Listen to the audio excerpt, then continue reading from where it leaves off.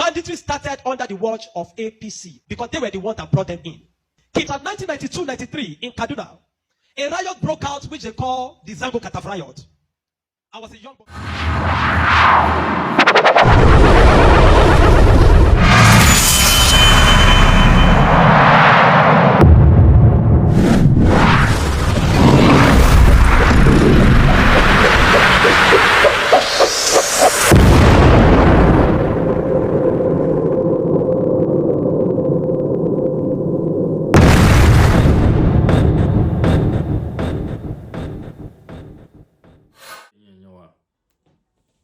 It is high time for us to know.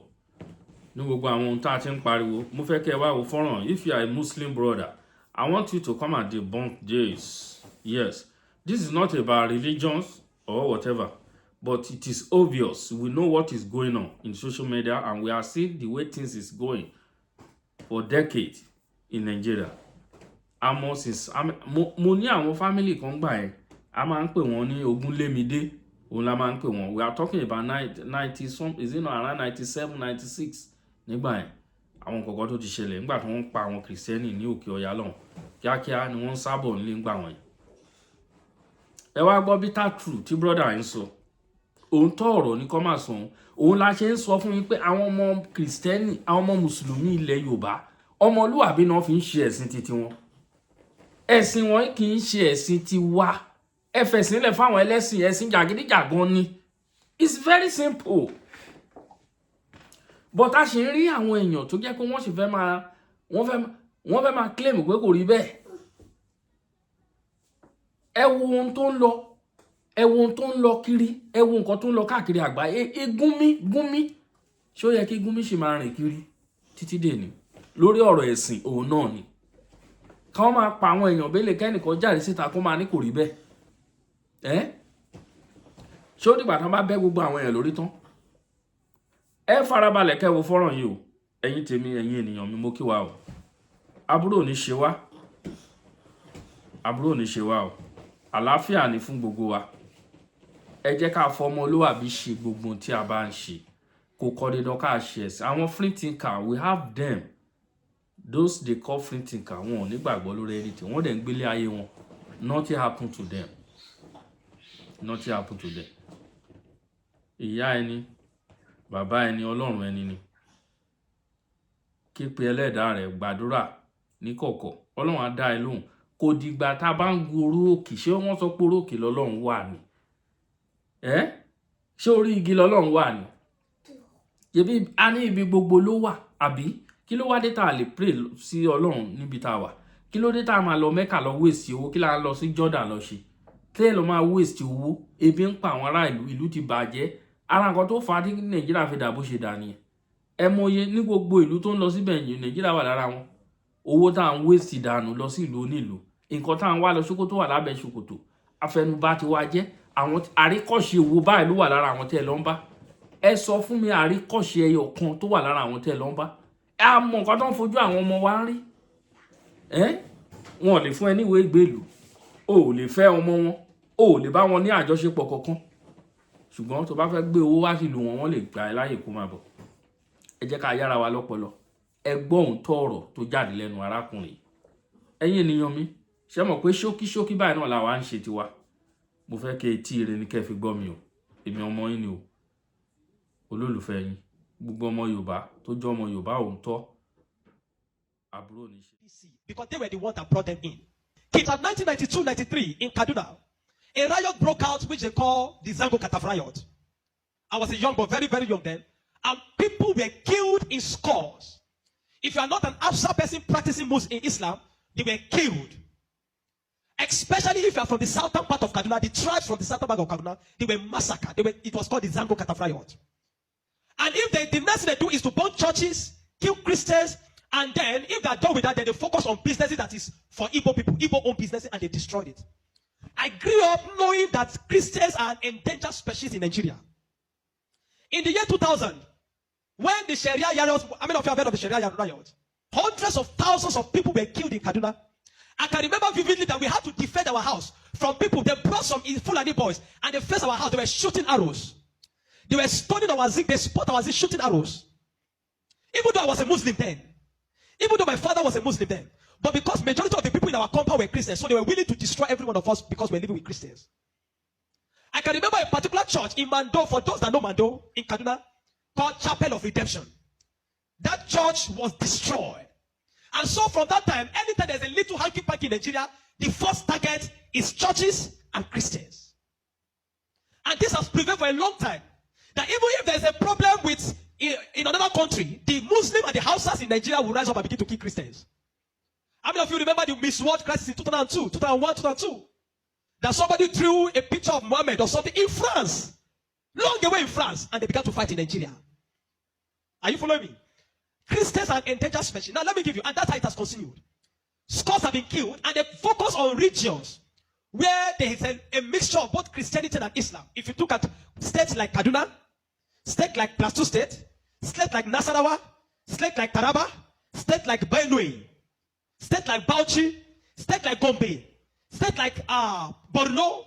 These are places where they focus on because they intend to eliminate every living Christian in that place. Anybody that debunks it is a total lie, because I have grown and lived in the north.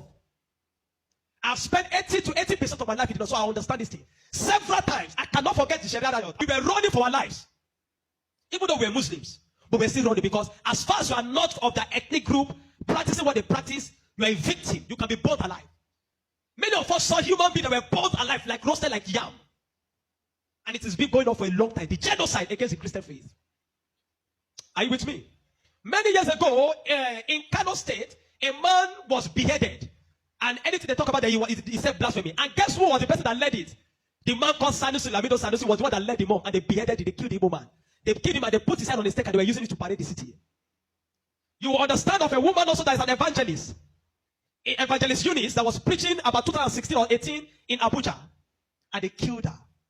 We cannot talk about a young girl called Deborah Samuel that was killed. I schooled in Jos, and for years, the people of Plateau have been massacred. Riot breaking out every single time. The word that the moment anything happens, the next people that are victims are Christians. And it is unfortunate that all these years, the government have not been able to do anything about it. But the agenda is deep. Are you with me this morning? Why am I saying? Because I don't want us to be an ignorant people. If we are ignorant people, they will control the narrative. And this days, let me tell you this truth. God will not come and fight for you. Remove that thing from your mind. If Christians don't rise up, pray from that to tomorrow. God is not coming to fight for you. Are you with me? Now, in the year 2009, Boko Haram started. Boko Haram started because of a section. It was a political movement. They created Boko Haram as a political talks to bring confusion into the government of Goodluck Jonathan. And to be able to, destroy any opposition, starting from Borno State, under the watch of a man called Kashim Shettima, which is now the vice president of Nigeria. Kashim Shettima and the other man, Ali Mohammed Sharif. These were the people that started the business of Boko Haram as a political talks to be able to oppose their opponents. But after a time, the ideology grew and they began to destroy. Now, it became a problem and they began to use it to destroy, bombing here and there. In 2009, 2010. As of 2010, a man led a meeting in Jos. Are you with me? He led a meeting that they were going to annihilate Christians within the locality of Plateau, Borno, Plateau, Bauchi, Kaduna, and Nasarawa. And he said they are going to perform jihad. They will bring jihad and they will go to kill that. If the Islamic leaders are not willing to lead them, he is ready to lead the movement. I have the minute of that meeting in my phone presently. Guess who is that person? Issa Pantami, that was the former Minister of Communication under Buhari's regime. And several times, these are people that are terrorist sympathizers. And that is why the Nigerian army have not been able to win the war against the terrorism. Because people have, the terrorists have infiltrated the Nigerian ranks, the army ranks, so they cannot win the war. That said, Osama bin Laden was a better Muslim than he is. He was sad when Osama bin Laden was killed. And he has said it several times that Boko Haram should not be killed. He said they are their Muslim brothers. How do you win a war against terrorism? When there are people high in government that are sympathizers to terrorism, how do you win that war? Now, there are 4 categories of insecurity or people that are causing insecurity. Number 1, you have Boko Haram. Number 2, you have bandits. Number 3, you have Fulani herdsmen. Now I'm going to show you how they are connected. Many people don't know. The Boko Haram and the Fulani herdsmen have one mission. The mission is simple: Islamize Nigeria. Come to a territory that are Christian dominated, kill everybody there, occupy their land. Go to Benue, look for a community, kill them, they occupy their land. That's always me. Boko Haram and the Fulani herdsmen. Have you noticed that Fulani herdsmen they don't kidnap, they kill. There's hardly a place you hear that Fulani herdsmen capture, that they say these are Fulani herdsmen. No, when they go, they kill. How do they kill? They kill with guns. You must now ask yourself, how does a Fulani man get AK-47? Do you know the cost of one AK-47? One AK-47 is over $1,000 something. Where will a Fulani man be able to obtain to be able to get one AK-47? Are you with me? And now, so you will know that there are people that are sponsoring this movement. Then the Boko Haram and the Fulani, they go about Christian-dominated areas. You will understand that when this terrorism started in Nigeria, that only people that were killed were Christian churches. You will not hear that they kill anyone. It is Christians and churches. I remember in Kaduna then, that churches began to look for security men to guide their churches in every service day. Otherwise, you can be in church and the next is boom, everybody dies. And churches that don't have money to hire soldiers began to use some of their members. I was a member of the security team in my church in Deeper Life in Kaduna in 2010. Because we don't stay in the church. Once I come to the church in the morning, we stay outside, moving around patrolling, because anybody can come and drop anything. So when Boko Haram started, the majority of Muslims, the Hausa Northern Muslims, they were happy. I know of people that were celebrating it. If you see them crying today, I'll tell you why. At the initial beginning of this thing, they were happy celebrating the killings of Christians. They said they are purging Nigeria of RNA. It was majorly on Christians and Christian-dominated areas.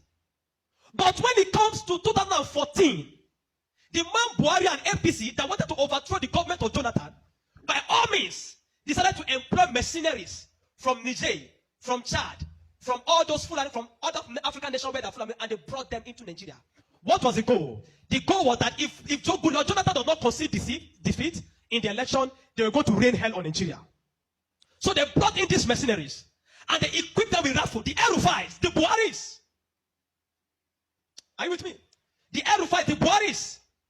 Every one of these people called APC, they brought in mercenaries and armed them in the bushes and told them to wait. The moment Jonathan did not concede defeat in the election, they were going to start. But unfortunately for them, Goodluck knew of the assignment. He got intel about it, because the man said his ambition does not worth the blood of millions. So the man conceded defeat and left. And so they declared APC winner. Now, you have already brought people from different parts to come and fight. But what they wanted to come and fight for did not achieve anymore. So now they left those people in the bush. They left them with guns and ammunition in the bush. And when Buhari became the president, he abandoned them. Instead of them to settle them and let them go back, they abandoned them. And the people saw Nigeria as a place that is good. And the people decided to remain in Nigeria. Those are the people that started bandits. Before, we don't have anything like bandits. Banditry started under the watch of APC, under Buhari, because they were the ones that brought them in. Kidnapping, because they needed to survive. So they started by kidnapping. And they started by kidnapping. And they started by kidnapping. And they started by kidnapping. Over time, now, you understand that there are certain parts of this nation where there are mineral resources. Don't be an ignorant Christian. Follow me. Don't be an ignorant Christian. Don't be in a nation where you don't have understanding of what is happening. Now, there are some parts of Nigeria where there are good resources. And this has been illegally mined by elites, the military generals, the oligarchs, the people that are the leadership of the North. They were mining these resources, and the money does not go into the federal government account. So what they do is that they employ the services of this banditry to create two things. Number one, to create diversion. So when you go to Zamfara, that's why you hear that they say there is killing in Zamfara now. It's because of the Ilema gold mine. There is gold in Zamfara that they are mining. And so these bandits that are already in the bush, some people collaborate with them, partnered with them, and told them to keep creating confusion, create chaos. When you keep creating chaos, the Nigerian state and the people of Nigeria will not be able to focus on the illegal mining. They'll be concerned about the insecurity.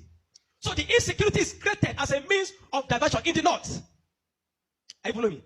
It is created as a means of diverting the attention of the military and the Nigerian populace from being able to focus on the illegal mining of resources. And any part of the north where there is resources, you find that insecurity there. Recently, it has started in Kwara, because there's a great amount of lithium in Kwara too that they have discovered, and they're mining. So they partner with the Chinese, because the people that do this illegal mining are the Chinese. They partner with the Chinese to be able to. So the bandits became the security men of Chinese and all those people to protect them. So that while they are mining, they can begin to cause chaos. Because while the people are mining and they are causing chaos, kidnapping, nobody will be able to focus on what the Chinese are doing and those people illegal mining. Every single day to this moment, I'm telling you, they are mining in those places. And they will take it to an airfield in the bush and fly it out of Nigeria. They are making billions of dollars from it every day, while people are being killed. That is why you now hear that Muslims are saying that they are killing Muslims too. What you have, it is what Buhari created. The APC-led administration created. The banditry they created is what is affecting the North now.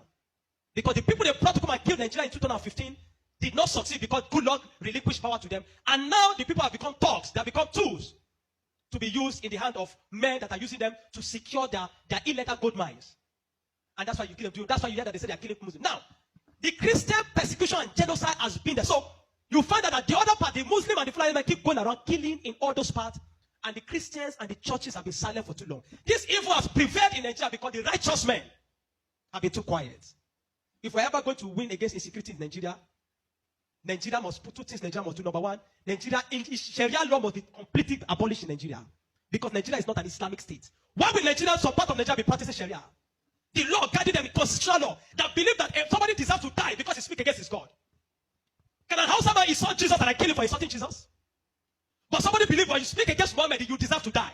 How do you live in a country with somebody that has that kind of mentality? The military have become complicit. They are compromised. Nigerian military cannot win this war. 20 years from today, I'm telling you, 20 years from today, this thing of insecurity will not end because there are people that are enjoying it, benefiting from it, and reaping from it. If Nigeria want to win this war, partner with America. Let them come and militate. I mean, if you have seen that in Kano yesterday, some people were protesting that they don't want America to come. Because they believe what they have been told is that if America is coming to kill Muslims, and the man said he wants to come and kill terrorists, but they are protesting. Anybody that is negotiating, people like Ahmed Gumi, Sheikh Gumi should be locked away. A terrorist sympathizer is a terrorist. A man that believes that you are not supposed to kill a terrorist is himself a terrorist. A man that believes that we should go and negotiate. How do you go and negotiate with terrorists? Because you see, terrorists are not just criminals. They are working with a wrong ideology. A man that believes that killing he has nothing to lose. How do you negotiate with a man that believes that killing himself is going to meet their God in heaven to collect 72 virgins? How do you negotiate with such a person? A man like Sheikh Gumi should be locked away. A man like Ali Mohammed Buhari should be arrested. You want to win against terrorism, you must go brutal. No nation win against terrorism by pampering them. The custom is taking rice, seizing rice from Nigeria and taking it to terrorists in the bush that they need to take care of them because they are human beings. To know.